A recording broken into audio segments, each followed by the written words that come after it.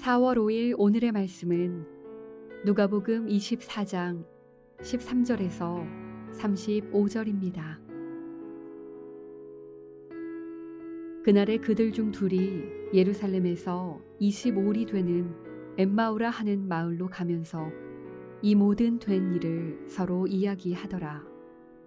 그들이 서로 이야기하며 문의할 때에 예수께서 가까이 이르러 그들과 동행하시나 그들의 눈이 가리어져서 그인 줄 알아보지 못하거늘 예수께서 이르시되 너희가 길 가면서 서로 주고받고 하는 이야기가 무엇이냐 하시니 두 사람이 슬픈 빛을 띠고 머물러 서더라. 그 한 사람인 글로바라 하는 자가 대답하여 이르되 당신이 예루살렘에 체류하면서도 요즘 거기서 된 일을 혼자만 알지 못하느냐. 이르시되 무슨 일이냐. 이르되 나사렛 예수의 일이니 그는 하나님과 모든 백성 앞에서 말과 일에 능하신 선지자이거늘 우리 대제사장들과 관리들이 사형 판결에 넘겨주어 십자가에 못 박았느니라.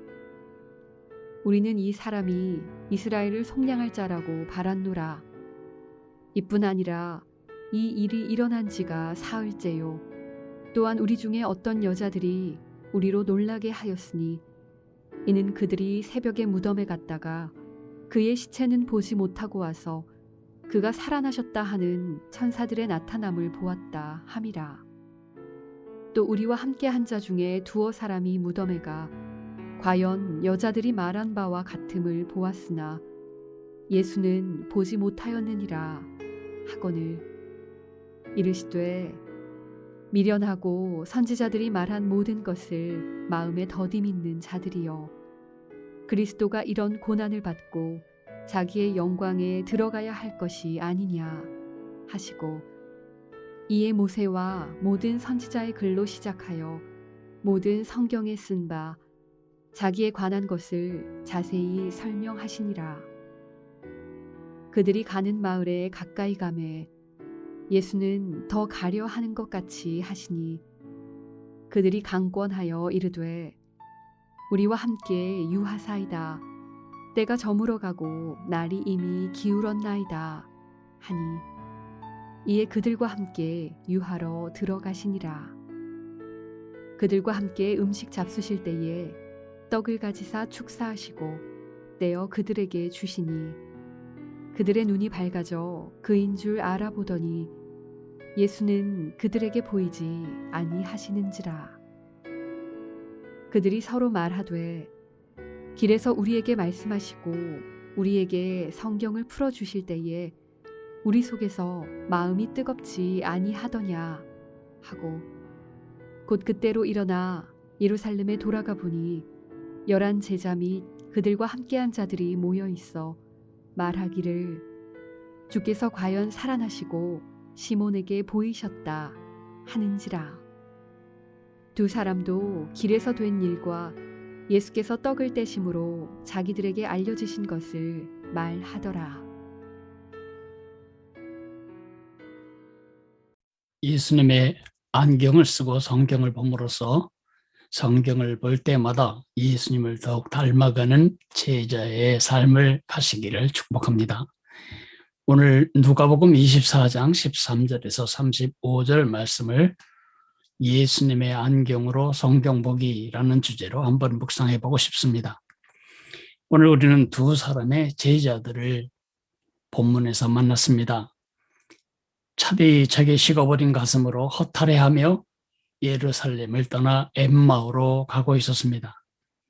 왜 이들은 이렇게 하고 실망했을까요? 자기들이 생각하고 기대한 예수가 아니었습니다. 자기들이 기대한 예수는 민족 해방자로서의 정치적 메시아였습니다. 그 예수님이 일으키시는 모든 기적을 보여 가슴이 뜨거웠었습니다.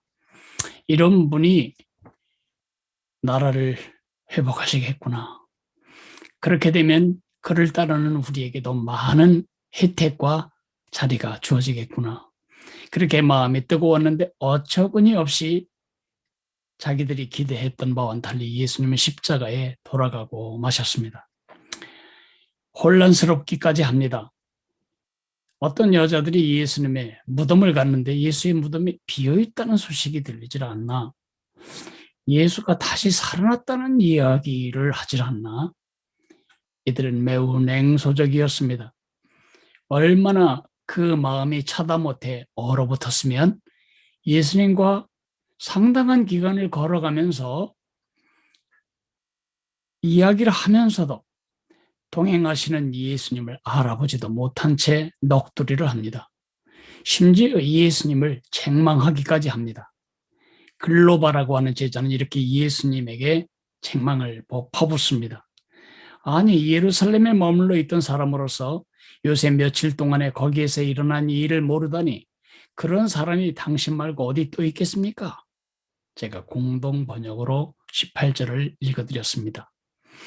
예수님은 이들을 책망하는 대신 성경을 풀어서 메시아가 어떻게 고난을 당하고 그리고 죽고 부활하실 것에 대해서 풀어주십니다. 그래도 여전히 이들의 닫힌 귀는 열리지 않았고 어두운 눈은 밝아지지를 못했습니다. 저녁 식사 때에 예수님이 떡을 떼어주시는 것을 볼 때에 이들은 그때야 눈이 열려서 그분이 바로 부활하신 예수님이신 것을 알아보게 되었습니다. 제자들의 꺼진 마음의 불을 다시 살려낸 성경의 핵심은 뭐죠? 그것은 성경 정보가 아니었습니다. 그것은 성경의 중심이신 예수 그리스도셨습니다. 예수님이 말씀하셨습니다. 너희가 성경에서 영생을 얻는 줄 알고 성경을 상고하거니와 이것이 곧 내게 대하여 증거하는 것이라고. 우리가 성경을 펼 때 우리가 가져야 할 원리를 두 가지로 기억해야 할 것 같습니다. 첫째로는 예수님의 빛 아래서 성경을 보아야 한다는 것입니다. 여러분, 해식에 있죠. 해가 비추어지지 않는 해시계가 무슨 의미가 있습니까? 해시계는 해 아래서만 작동하는 것입니다. 성경도 마찬가지입니다. 예수님의 빛 아래서만 성경은 살아나고 사람을 살려내는 진리로 작동합니다. 예수님이 주인공입니다. 성경을 읽을 때 예수님의 렌즈로 읽어야 합니다. 성경을 묵상할 때 예수님을 전제로 묵상해야 합니다. 성경을 해석할 때 예수 그리스도를 중심으로 해석해야 합니다. 성경을 적용할 때 예수님이 명령으로 적용해야 합니다. 성경을 설교할 때 예수님의 말씀으로 설교해야 합니다. 예수님이 놓쳐지면 엉뚱한 묵상, 엉뚱한 설교, 엉뚱한 가르침이 이루어지게 됩니다. 두 번째로는 2인칭으로 성경을 보아야 합니다.